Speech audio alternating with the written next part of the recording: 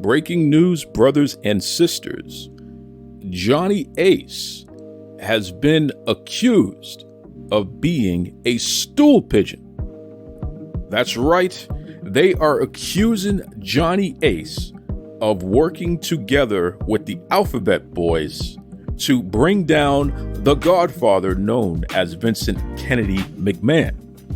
This is incredible news, an incredible twist in this crazy WWE Vince McMahon Johnny Ace lawsuit brought on by Miss Janelle Grant. So, the question is, do we continue to call him Johnny Ace, or is he Henry Hill Laurinaitis? A Stoolie is what they're calling this man. Oh my goodness. And now the question is, what's going to happen between the Alphabet Boys and Vincent Kennedy McMahon? Vince, I know you listen to this show. Let me give you some sage advice, my man. You need to take the example from Henry Hill Laurinaitis and you need to flip. But who is your godfather, Vince? There's only one man, the Donald. That's right, Bigly. Vincent Kennedy McMahon, flip on Donald Trump. I know that Joe, the breakdancer Biden, would love it because popcorn is a bad dude.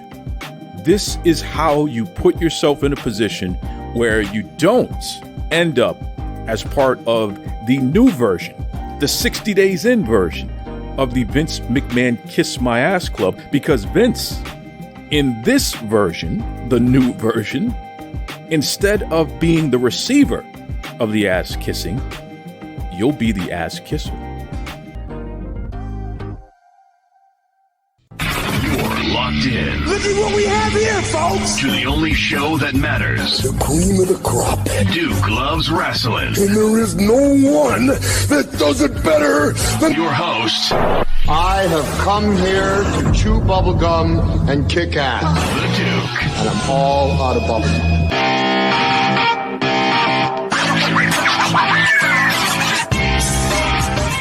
Welcome back to the Duke Loves Wrestling podcast, a show about pro wrestling and everything else. Crazy, crazy news there, folks. Johnny Ace, a.k.a. Henry Hill Laurinaitis, that's what I'm going to call him going forward, a Stoolie. My goodness. For all you kids who don't know what that is, look it up.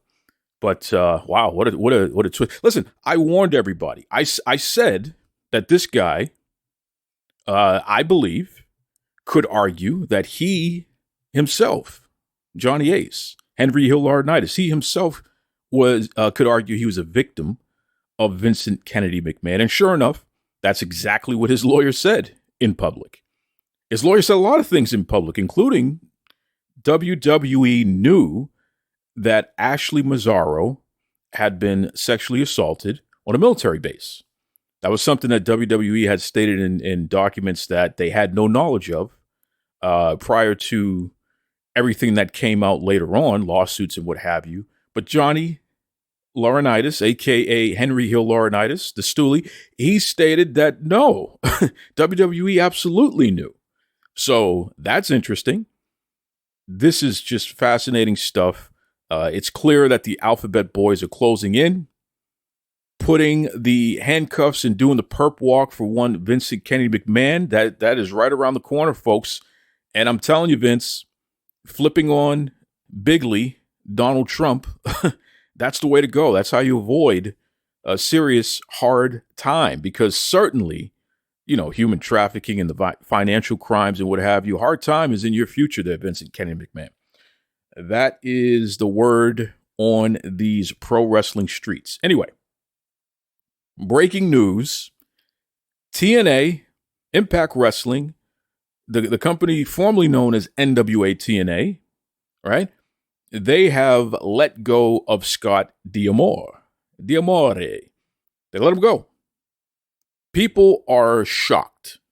Okay, you have Impact contracted talent. You have fans. They are demanding answers. They want to know how, why, what's going on here. Because all signs are pointing towards Impact Wrestling improving upon their previous status as being one of the worst promotions in the world. Suddenly, they have been looking pretty good More people are watching, more people are talking about them. They've had some high profile folks working with them, like Trinity Fatu. I mean, all things have been looking up for them. So it is shocking that you would remove the president of the company when the company is seemingly doing so well. Now, let us not forget there were allegations of sexual harassment that were levied against Scott D'Amore, right? Let's not forget that there's been some confusion regarding Scott D'Amore dating knockouts, or a knockout in particular. How is the president of the company dating someone whose entire career in that company is in their hands, essentially? That's a power dynamic that the law says is uneven. So when you ask the question, well, how could this happen? I don't know. I don't think you need to look too far to figure it out, right? Now, Anthem is being professional. They're saying, hey, we want to go in a different direction. That's the way it is. Of course, the dirt sheets are going crazy. Scott D'Amore, he tried to buy the company, and that's why he was canned. Or Anthem Sports, they want to control the company more, so they had to get rid of Scott. Does that even make sense? Does that even make sense? The guy that they put in charge is not even a guy who's ever run a wrestling promotion before. So what do? They have folks like Tommy Dreamer and Gail Kim managing the talent, dealing with the storylines, et cetera, right? Wrestling people are running the nuts and bolts of the company. That doesn't sound like a larger company trying to, quote unquote, control things more. And if you own the company, it's not as if the president could go off and do whatever they want outside of what you mandate. So that's not real life. Eventually, we're going to find out what happened there. But I am definitely concerned that it has something to do with previous allegations. And hey, stay tuned for that. You know what I mean? I'm sure a lot of you are not going to like the fact that I'm bringing that up again. It's already been put out there in the public sphere. I'm just regurgitating things that have already been stated, right? Talents who were there, who made it clear that they were being sexually harassed by multiple members of the upper echelon of leadership within Impact Wrestling at the time, now known as TNA Wrestling once again. That's not a secret. So, and there was a company investigation and all that good stuff there. So, stay tuned on that. But crazy day there, week, month, year happening in pro wrestling in general. On the flip side, you have AEW. They're advertising the fact that they're coming back to Boston. And they're dropping hints. Looks like Mercedes Moné, the woman formerly known as Sasha Banks, is going to make an appearance. So does this mean that she's officially signed with AEW? We'll see. I'll tell you this much, though. If you want to sell out the Boston Garden, you damn sure better make sure that somebody like Mercedes Moné is actually wrestling. I would assume that you're going to promote the fact that she's wrestling. That will sell the place out. If she's just making an appearance, that's not going to sell the place out. I don't believe it. I could be wrong. CM Punk was able to sell a place out in Chicago, and he wasn't wrestling. So maybe they're banking on the fact that Mercedes Moné is such a big entity, such a big name, such a big brand, that maybe she'll be able to do like Punk did. I'm not convinced. And I say that as a fan of Sasha Banks. I say that as somebody who continues to monitor Mercedes Moné and what she's done in Japan and what have you. I don't believe that she's going to be able to sell out that venue without wrestling. So we'll see. We'll see what happens there. But that's exciting news. Tony Khan, is he turning the corner? AEW has featured the least amount of women's pro wrestling on television throughout its entire history as a company, right? When you compare them to all the other television programming from the major brands, WWE, Impact, we won't even mention WoW, but, when you compare AEW to all those other shows, Raw, SmackDown, Impact on Access TV, and then you have the AEW shows, Collision, Dynamite, Rampage, AEW features the least amount of women's wrestling. One match per television episode. That's it, right? That's what they average every year. Doesn't change. Some episodes, they might have multiple women's matches, but when you average it out for the year, it's one match per television episode, per show. Disgusting. So if you sign somebody like Mercedes Moné and you have incredible talent, like a Thunder Rosa, you have people on your roster, Tony Storm, Layla Gray, who you're not really doing much with right now, the Renegade Twins, who are on the come up, in my opinion, right? We could do some things with the Mercedes Moné in that roster, right? Maybe she can help some of those folks who clearly are abysmal in the ring actually learn how to do something that makes sense. You know, she could teach some of them to stop doing moonsaults when they have no business doing moonsaults. They land on their face half the damn time, right? She can really teach the majority of the roster, male or female, a thing or two about wrestling and about how to make it make sense without hurting each other. Imagine that. We'll see. We'll see. But stay tuned. I definitely be watching. Again, big Mercedes Moné fan. And if AEW is going to invest in women's wrestling, then great. You know, you're finally checking one of the boxes that we've been calling you out about since day one. Imagine that. Other news in the pro wrestling landscape, it is still unclear what the main event at WrestleMania is going to be this year. We thought we were moving in the direction of Roman Reigns versus The Rock. Then at the WrestleMania press conference, Cody Rhodes says he picks Roman Reigns to be his opponent in the WrestleMania main event.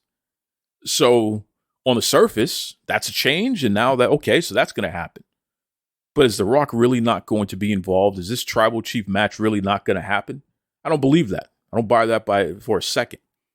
And I think what WWE is doing, this whole episodic cliffhanger stuff, is fantastic. It's great marketing in the wake of the fact that the former chairman of the board, former president of the company, the creative force behind taking a company that he bought from his father for $1 million and then eventually selling it some 40 years later for what?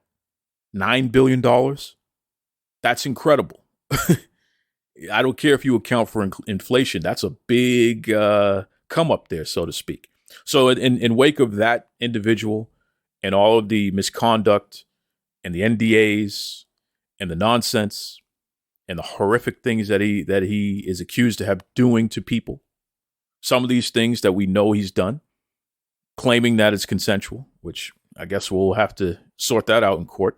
But for WWE to have this type of positive buzz in wake of all of that other stuff coming out, that's a hell of a marketing machine. Let me tell you that, folks. But don't be surprised if some of your favorite executives in WWE are let go. I don't think most of the folks who we're giving credit to right now are going to make it to SummerSlam. I think they'll be gone before then. So time will tell. We'll see. We certainly will see. Moving on, there is something going on in New Japan Pro Wrestling that is not good. Their stars are getting injured, if you can even call them that. People are leaving. Okada being the number one person, is not returning to New Japan Pro Wrestling. Did not sign a new deal and what have you. New Japan is in a transition period. And this may be the most challenging transition period that they've had since the inception of the company. They do not have star power right now. Not available. They don't have anybody who can attract a large global audience in any way, shape, or form. They just don't. Who the hell is watching New Japan Pro Wrestling these days, other than niche folks? It's a very exclusive club as opposed to being inclusive. Who the hell is watching that programming? They're on Access TV. Barely anybody watches. There's nobody to watch. I'm not saying that to be derogatory to all the hardworking men. I can't even say men and women. Men because New Japan Pro Wrestling continues to be a sexist disgrace.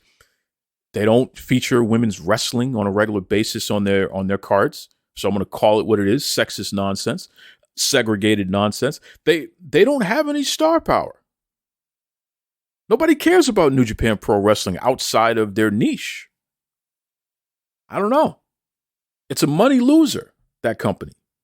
It's a money loser for their owners. Even in a good year, it's still a money loser. So we'll see what's going to happen there with New Japan. But boy, how much longer are they going to be featured on Access TV, for instance, when they're really not delivering any eyeballs that are worth marketing to, paying attention to, just not getting it done? Huh. It's incredible. But we'll see. I mean, there's a lot of shakeups going on in wrestling. A lot of executives being moved out. Some new faces being moved in. All I can say is that change is good, in my opinion. I think that pro wrestling needs to evolve. And that's not going to happen without some fresh people with some fresh ideas. So stay tuned. That's all we can say about that for sure. Anyway, there's an interesting situation going on.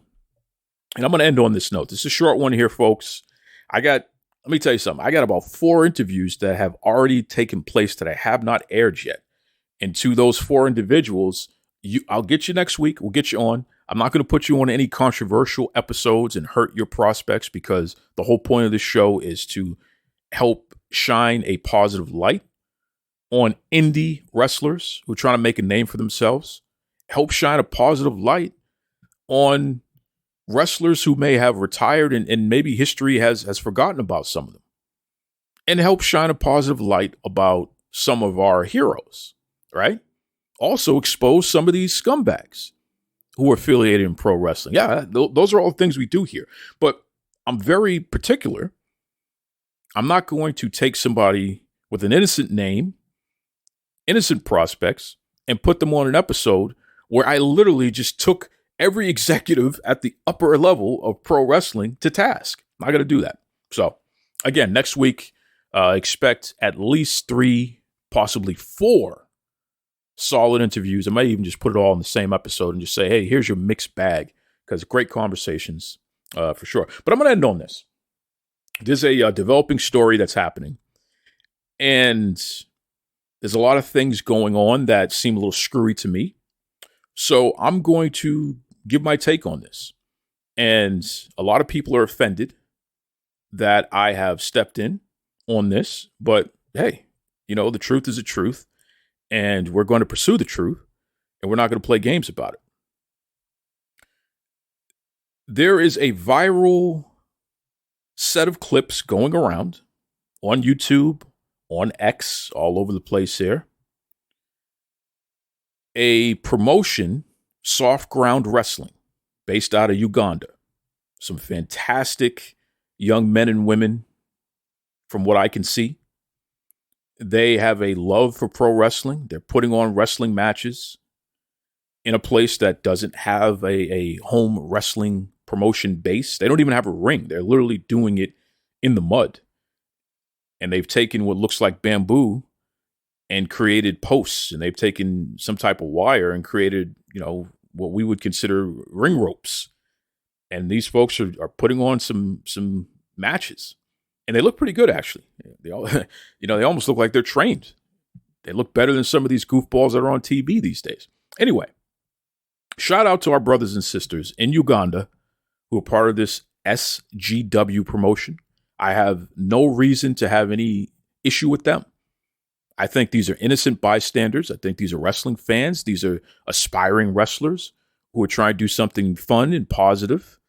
And I think the world has embraced them for the most part, at least within the wrestling community, because we all understand that. That all makes sense to us. And when we see them and the joy that they have with what they're doing, it's easy to cheer for them and hope for the best. A GoFundMe was created. And solicitation was initiated. And someone tagged me in a post regarding the GoFundMe, hey, Duke, just want to bring this to your attention, which is cool. Obviously share the word and all that good stuff there. So I started looking into it because there were a few things that didn't make any sense to me right off the bat. There's a person named Jake who is not in Uganda, is not from Uganda, and based on what they've said, previously didn't even have any kind of relationship with the soft ground wrestling Uganda folks. This is somebody who was online, who reached out to them, and who offered to, quote unquote, help them with their GoFundMe campaign. So that's red flag number one. Red flag number two, this is a person who referred to the SGW Uganda folks as these people. Super red flag. These people. When you start doing the these people, the those people, the you people, that's coded racist language. Straight up. When you refer to black folk in those terms, that's coded racist language, whether intentional or unintentional. That's what it is. There have been countless books and lectures and discussions and podcast episodes, skits and comedy specials where we're reminded of this. Hey, all that these people, those people, you people, that doesn't work over here. It's coded racist language. You're trying to separate when you speak in those terms, right? And when you separate in that manner, traditionally, you're also trying to create some type of less than environment, which is why it's such a sensitive term, especially in the United States. So for somebody in the United States to use that, super red flag, right? Okay. So the person, quote unquote, Jake, I don't know if that's this person's real name. It's what they're calling themselves, Jake. Person, no photos of themselves on their social media. So we don't know who this person is. Don't really know much about them. Very low follower count, very low history. So this is a person who may not necessarily be who they're portraying themselves to be. Super red flag.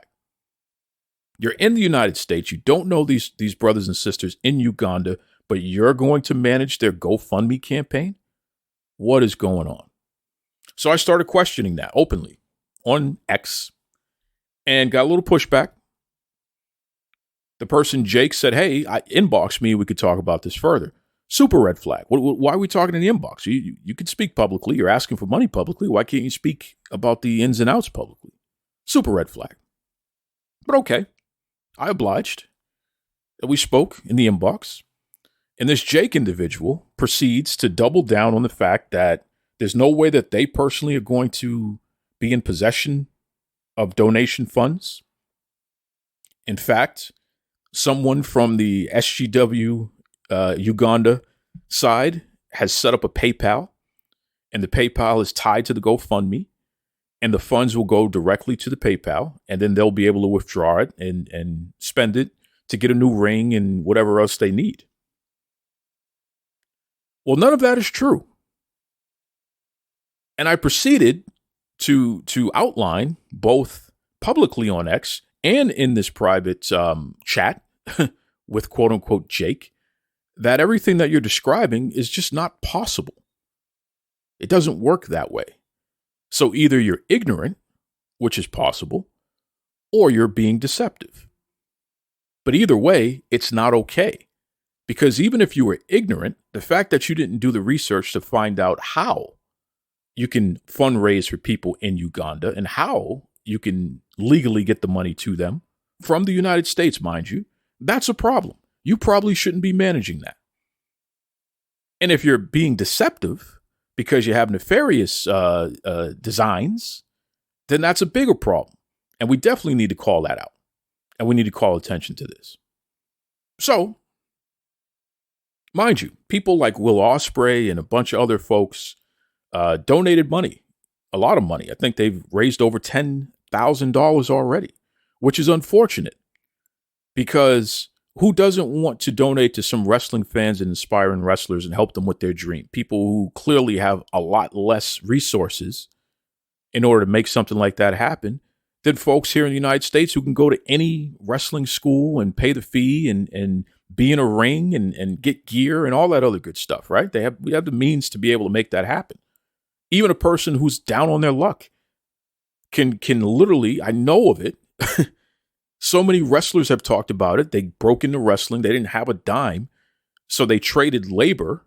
I'll help keep the place clean, or I'll help you in your small business or whatever, in exchange for being trained. You train me, teach me how to become a pro wrestler, right? We have the spoils. We have riches when it comes to helping people follow their dream of becoming a pro wrestler. But over in Uganda, that's just not the case. Okay. So, first of all, GoFundMe does not exist in Uganda. If you go into GoFundMe's website, they outline their terms very clearly, and they give you a list of countries that they operate within, because GoFundMe is an American company. Uganda is not on that list.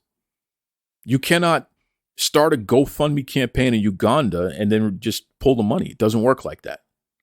You need somebody who is from a country like the United States, who can start a GoFundMe, and they manage it, including the money, including the funds. And they'll have to take those funds to a third party in order to get those funds to you if you're in a country that GoFundMe doesn't operate. The fact that this quote-unquote Jake person didn't know that is a red flag, folks. That's a red flag. But it gets worse. Because see, PayPal, remember, Jake said that their PayPal is tied to the GoFundMe, so the money's going to go directly to their PayPal. Well, PayPal does operate in Uganda, sure. But there are some interesting restrictions.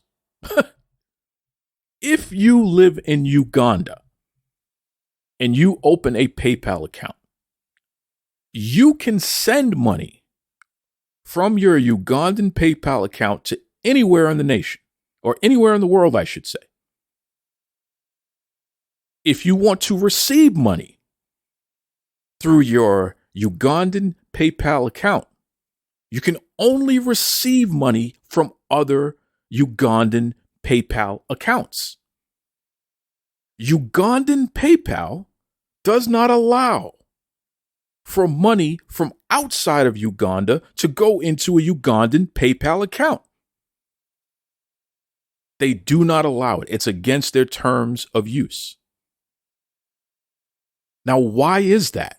Well, Uganda is a sanctioned country. They have a lot of human rights violations issues. Even the World Bank has pulled back on providing financial business to Uganda, especially as it relates to the way that they treat LGBTQ plus folks. Severe human rights violations. The United States has imposed sanctions on Uganda. So our businesses can't just freely operate with them. There are things that you have to do that you wouldn't have to do for most other countries that we do business with. Simple as that. So this Jake person did not know, or wasn't being clear about the fact that GoFundMe, there's no way for me to donate to a GoFundMe and it go directly to these Ugandan people without some third party being in the middle. The money has to go to the third party first. So I said, hey, Jake, if they can't get money from PayPal, and they certainly can't get money directly from a GoFundMe, that means the money's going to you. No, the money's not going to me. Yes, it is, man. Bro, you're breaking the law. What law am I breaking? This is what the guy says to me, or person. I don't even know if it's a male. What law am I breaking? You tell me right now, demanding. You tell me what law I'm breaking. Then it turned into the avalanche. Because Sniffles, the humanoid who can make a inhaling sound by quote unquote blowing their nose. Is that really possible? Sniffles and their flock, people who I have not interacted with. I don't know these folks. One of these young ladies who calls me a POS And we're not talking about some type of point of sale system either. She called me something else there. She called me a POS. I don't know this lady. Our interaction. Me and this lady have never had a conversation back and forth with each other. Anytime she pops up, it's always to defend Sniffles and do his bidding, right? And Sniffles and I have had multiple conversations, whether I wanted to be engaged in them or not. A few of them have been cordial, but most of them have been contentious because Sniffles, in my opinion, is a very disturbed person who needs our prayers. We need to pray for this person. They really have some issues that I hope they work out. Anyway, people started attacking me. Hey, how dare you question Jake? And he's trying to do something positive, and you're just coming in here starting trouble. And my favorite, you're just trying to get engagement, and you're trying to use Jake to boost your brand. Jake, the person with less than 500 followers, at the time I needed to use them to boost me. What am I boosting? What am I boosting? When is it ever about me with this whole thing, right? I need to be boosted by Jake. You folks don't even know me. Stop it. I don't give a damn about being boosted. I'm not over here trying to be famous. If I was, I'd be out in the scrums like the rest of you. It's not like I don't have access. You see who were guests on my show. You see some of the names through the years, right? You think I have an issue with gaining access to the scrums? No, I get invited to be media everywhere. Promotions invite me to do commentary and be a guest and be more involved. And will you be a sponsor? And can you help us with this? Right? Some of the biggest names, or some of the names that you cheer and you talk about on television today, I've assisted with bookings. Don't come to me with nonsense, folks. I don't need Jake, quote unquote, to boost anything. What I do need during Black History Month is to not sit back and watch kind-hearted people who are donating money to try to do something positive, and kind-hearted African brothers and sisters in Uganda who are trying to do something positive be potentially taken advantage of, or at the very least be deceived by this quote-unquote Jake who either doesn't know what the hell they're doing, which that much, it's got to be at least that much, or who definitely knows what they're doing, and what they're doing is deceptive and a scam. Let me repeat. In Uganda, GoFundMe will not allow you to do anything. Let me repeat. PayPal doesn't allow you to receive money from outside of Uganda if you're in Uganda. Doesn't work like that. Not if you have a Ugandan PayPal account. Jake was not being truthful, either on purpose or by accident.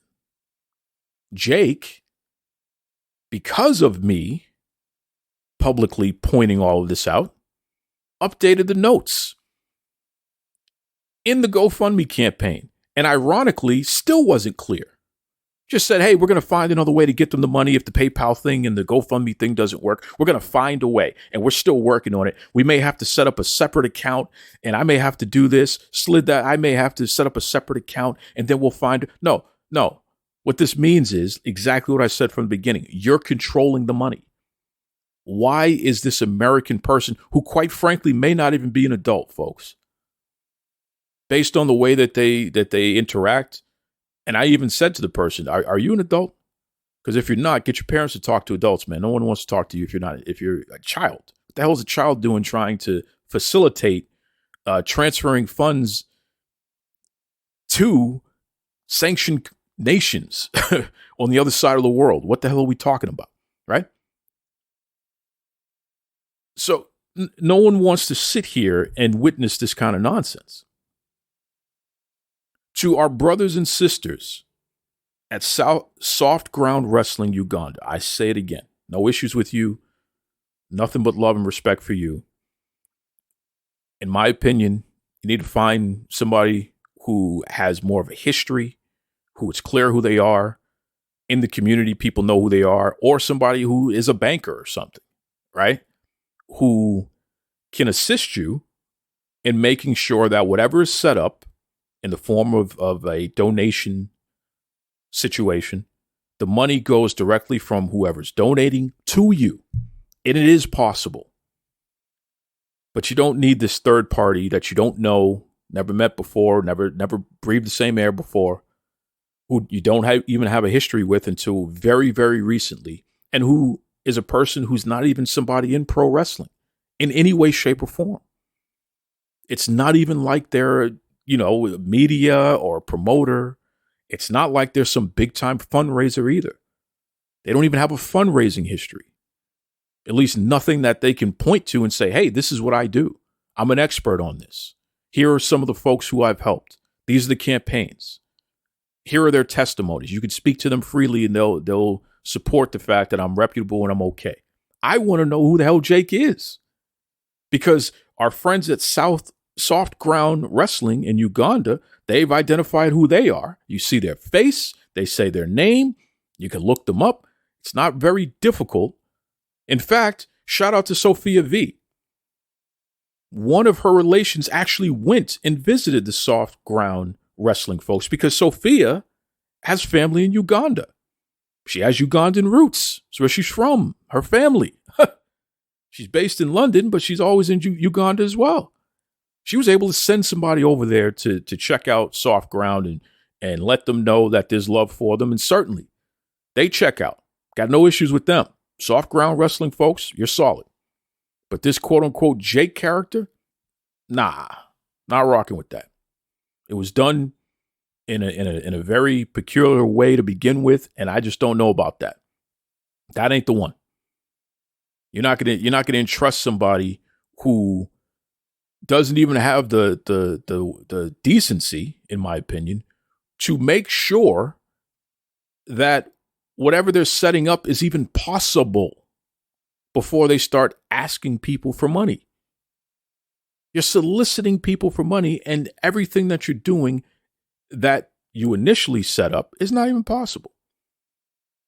So it's inescapable. The money has to go directly to this person. Why the hell am I donating money to some folks in Uganda, Africa, and some individual in God knows where? In the GoFundMe, it says they're in Pennsylvania. So let's just call it that.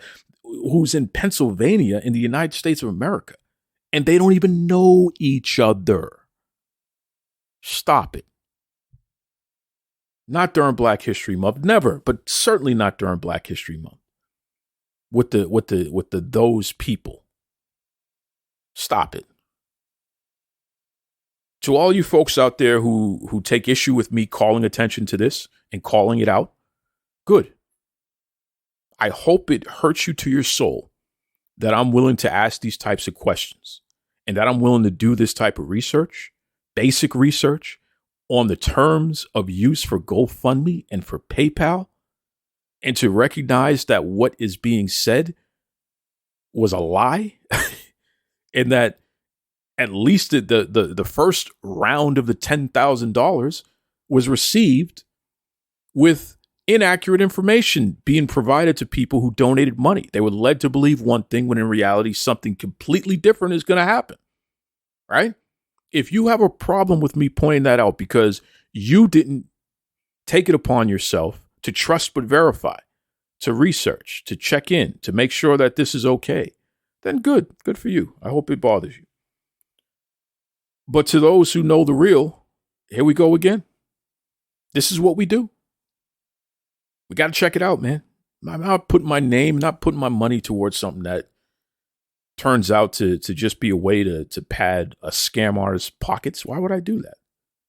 That doesn't make sense. And you always want to think the best of folks, but again, if it was directly set up and facilitated by Soft Ground Wrestling, there's nothing for me to question. The people in the video are the people who the money is going directly to without any interference from outside parties. I donate, it goes into their account, they can pull it out. Is there a way to do it? Yes, there is. Does it require extra steps? Yes, it does. Can Soft Ground Wrestling folks do it themselves? Of course they can. They were savvy, intelligent, skilled enough to create a makeshift wrestling ring, figure out how to do real wrestling moves without hurting one another, record it clearly, edit it properly, upload it to YouTube, get it to go viral, and get it to a point where damn near everybody in wrestling is talking about it. Big names like Will Ospreay are even donating money because they want to support them. That's how intelligent, skilled, able they are. Do they need, quote unquote, Jake to manage their money? Stop it, folks. Stop it right now. There's no banks in Uganda and bankers. Stop it right now, folks. Stop it. No one in soft ground wrestling has relatives outside of Uganda who could, facilitate this. Stop it right now, folks. Stop it. They don't have relationships with anybody outside of Uganda who they could have gone to. They needed the stranger known as Jake with no history. Nobody knows who the hell this guy really is or person. I'm going to say person. I'm not going to misgender them. Apologize for that. Could be God knows what, right? It could be a damn Martian for all we know. It could be an AI bot for all we know. Stop it. Duke Loves Rasslin on Facebook, on Twitter. DukeLovesWrestling@gmail.com. I'm not calling it X, it's Twitter. I don't care. I'm old. I don't care. Jesus. I don't want to be in these kind of situations where I got to call attention to stuff like this because, again, at the heart of it is these fantastic folks at Soft Ground Wrestling who I'm rooting for, right? And who I will highlight going forward, and who I do intend to interview going forward, and who I will give a shout out to and boost going forward. But I'm not going to share solicitation that clearly is not legitimate, whether intentionally or unintentionally. I'm not going to do it. And I caution everybody not to do it. People move first and then check later. And it's like, no, you need to check first, then move later. Come on, folks. Stop that. Anyway, enjoy the Super Bowl. Next week, I got a whole indie spotlight. Some great things. Like I said, I got some interviews that are in the tank. We're going to put them out. We're going to unleash. I know these folks they're waiting to have their stories be put out. I owe it to them. I'm going to do it. I'm going to deliver. I'm just not going to do it when I'm ruffling some feathers because I have the audacity to tell the truth on things. Imagine that. Anyways, be kind to yourselves and be kind to others. Take it away, Tony Schiavone. This is Tony Schiavone, and we're desperately out of time on Duke Loves Wrestling.